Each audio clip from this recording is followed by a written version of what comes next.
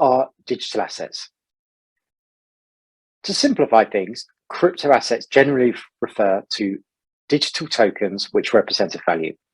Using blockchain technology, today we can tokenize lots of different types of value, like access to a service, enabling payments, or accounting for an asset. What's the value proposition for technology underpinning crypto assets? Blockchains are a type of distributed ledger technology enforced by a distributed network of computers. The two fundamental benefits of this is security, and there's no central point of failure, and also the fact that the system is trustless. In fact, the users of the network do not rely on a single entity who can be corrupted or manipulated not to act in the network's best interests. Bitcoin is the most famous digital currency. It uses blockchain to enable Bitcoin owners to make peer-to-peer transactions, although most people today are using Bitcoin as a store of value or an alternative investment. Counter to common belief, Bitcoin is not anonymous. It uses open source code that enables anyone on the Bitcoin network to view transactions.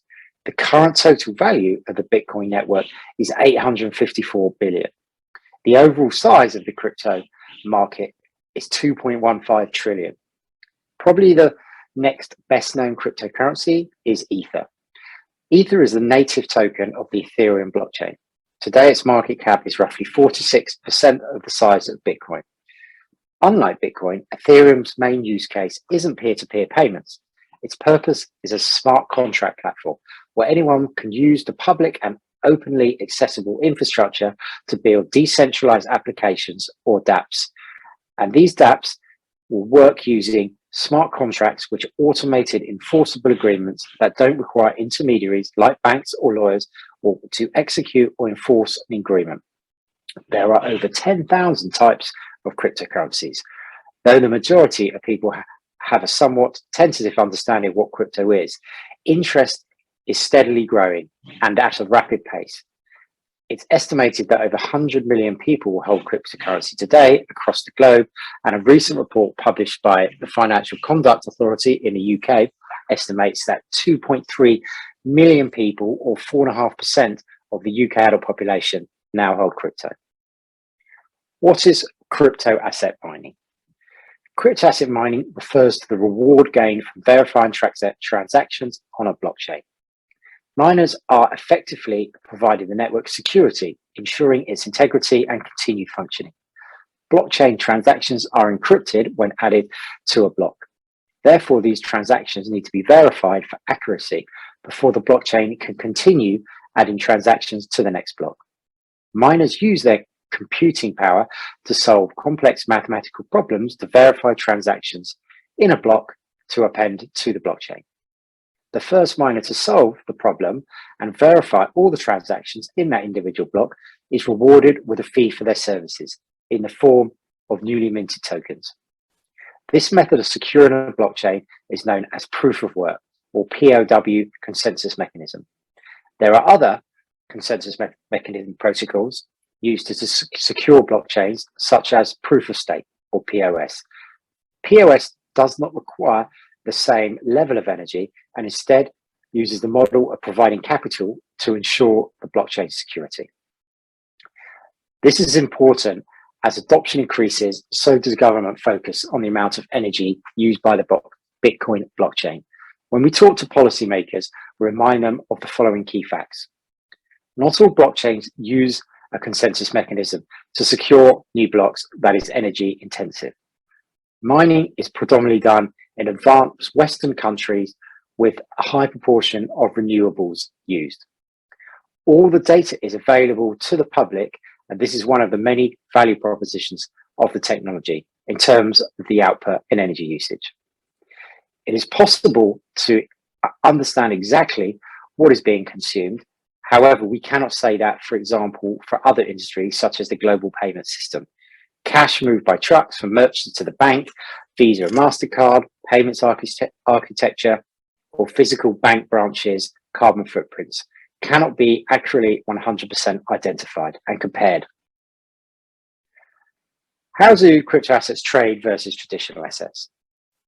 The ability for any investor to trade in digital assets is easy and efficient. As Bitcoin is peer-to-peer, there is no need for any of the traditional financial intermediaries that exist in traditional securities trading, such as prime brokers, settlement agents, clearing houses, custodians, etc., etc. This brings obvious benefits of increased efficiency, reduced costs, and improves accessibility, financial access for all, and also improves the transparency. A great example that we're seeing today, right now, is the potential for real-time or T0 settlement. Blockchains allow for intraday settlement, thus improving settlement finality and reducing the risks therein associated.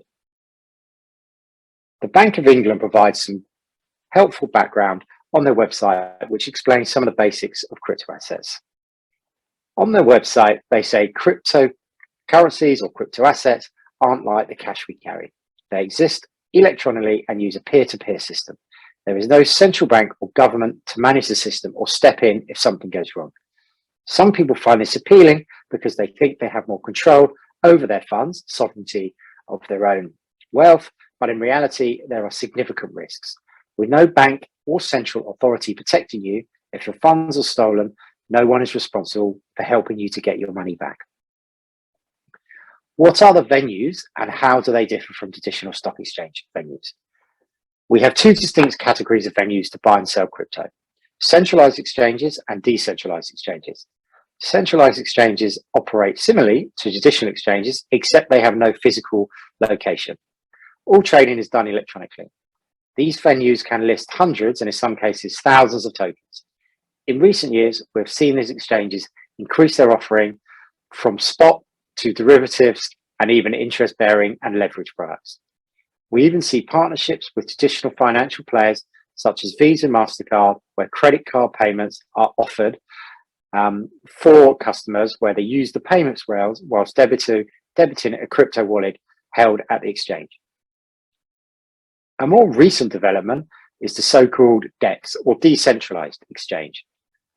These decentralized exchanges have no single controlling entity and are operated and governed by the community. Two main examples are Uniswap and SushiSwap. DAOs, or decentralized autonomous organizations, run these decentralized exchanges and have varying degrees of decentralization. The benefit that decentralization of the organization and of the protocol itself is as follows. Anyone can use the system. Anyone can use the system at any time. The markets are 24 hours, 365 days a year. Anyone in the world can use it, and they will run in perpetuity. So let's talk about regulation. The UK's approach to regulation has been cautious and so far limited. The UK government's approach has broadly been to support innovation in financial services, whilst at the same time focus on minimising risks to consumers and to wider economic stability. The government has said that any future regulatory regime for crypto assets set out by the government in light of recent consultations will aim to balance the risk to consumers with the ambition to stimulate competition and innovation. The government established a crypto asset task force in 2018, consisting of HM Treasury, the Bank of England, and the FCA. The task force objectives include exploring the risks and opportunities of crypto assets, the potential benefits and challenges of the technology, distributed ledger, in financial services, as well as assessing what, if any, regulation is required in response. So the recent approaches to regulation include, in January 2020, the FCA launched the money laundering regime. This is a transposition of the EU's Anti-Money Laundering Directive number 5.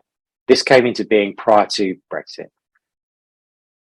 This was originally scheduled to close in December 2020, however, has been extended on 2 occasions to conclude in March 2022.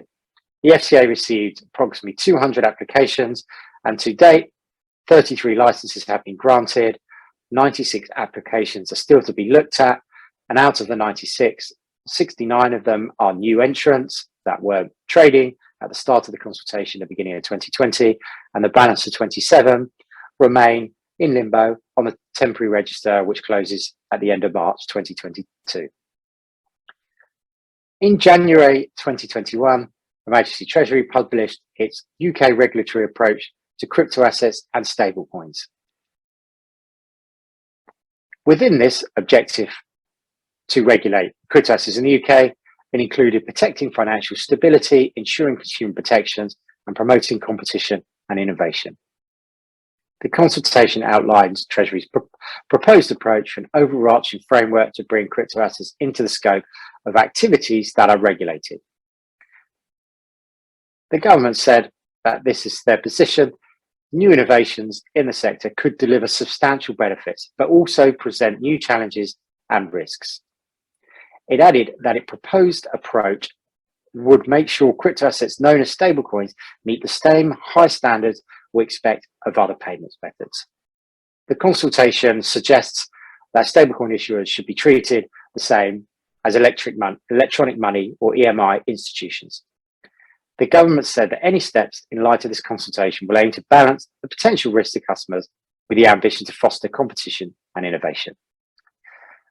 Finally, it's important to understand that just like any other investment, with a potentially high return, cryptocurrency is very risky and should never invest in anything that you don't fully understand or have researched yourself to ensure you know exactly what you're investing in and the potential risks. Cryptocurrencies, however, do offer financial sovereignty. But what does this mean? When you keep your money in a bank, it's overseen by the bank, regulators, and governments. At any moment, your access to that money that is rightfully yours can be limited or closed or blocked by the bank, or the bank could go bankrupt. With cryptocurrencies, your money is yours alone and stays yours until you use it, trade it, or give it away.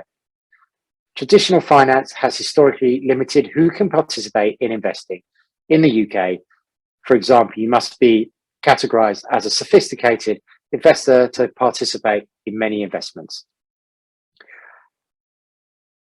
However, with crypto asset, at this time, before we see some further regulatory clarity in the UK, crypto asset investment is open to anybody in the UK.